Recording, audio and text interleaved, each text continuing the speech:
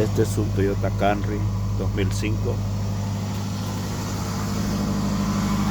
y lo que voy a estar haciendo hoy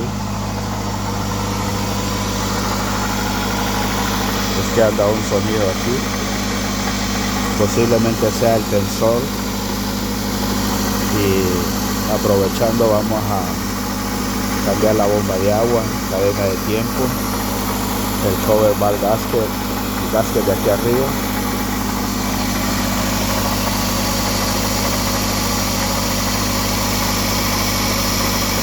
Este es el ruido que hace. Entonces aquí ya tengo todo. Tengo el cover valve gasket,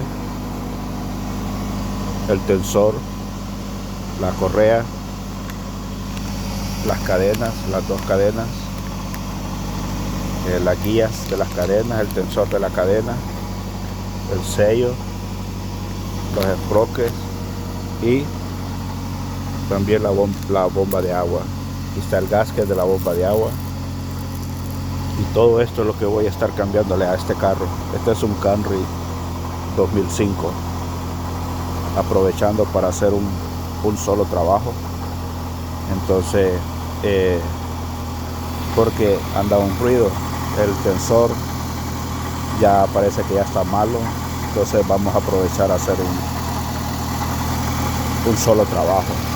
Así es como se escucha.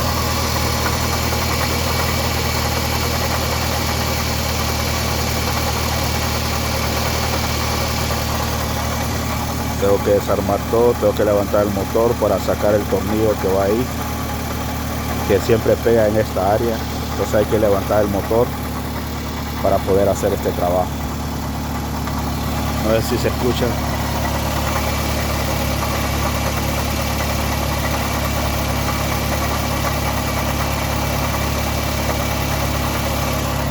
Ese ruido que anda.